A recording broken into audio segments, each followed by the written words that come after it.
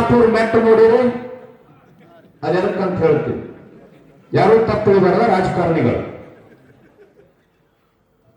ಈಗ ಚುನಾವಣೆ ಒಳಗೆ 1500-2000 ರೂಪಾಯಿ ಕೊಡ್ತಾರಂತ ಕೇಳಿದ, ನಾನು ನೋಡಿಲ್ಲ. 2028ಕ್ಕೆ MLA ಚುನಾವಣೆ ಬಂದಾಗ 2000 ರೂಪಾಯಿ ನಿಮ್ಗೇನಲ್ಲ, 300 ರೂಪಾಯಿ ಟನ್ನಿಗೆ ಸಿಕ್ಕದ, 100 ಟನ್ನಿಗೆ 30,000 ರೂಪಾಯಿ ಆಗ್ಯದ.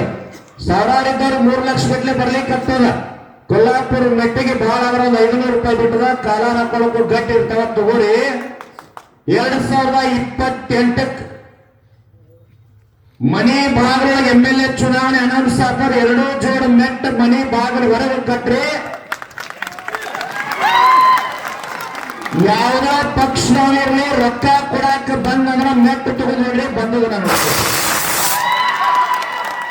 ನಿಮ್ ಪಾಲಕ್ ಬಿಟ್ಟು ಬೇಡ್ಕೊಂತೀನಿ. ಅಂಬೇಡ್ಕರ್ ಹೇಳ್ಯಾರ, ಬಸವಣ್ಣ ಹೇಳ್ಯಾರ, ಶಿವಾಜಿ ಮಹಾರಾಜ ಹೇಳ್ಯಾರ, ಸಿದ್ದೇಶ್ವರನಂತ ಪುಣ್ಯದ ನಾಡಿನಲ್ಲಿ ಹುಟ್ಟಿರಿ.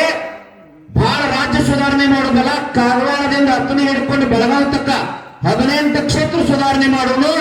ಯಾವರೇ ರಾಜಕಾರಣಿ ರೊಕ್ಕ ಕೊಡಾಕ್ ಬಂದ್ರ ಮೆಟ್ಟ ತಗೊಂಡು ಹೊಡಿರಿ.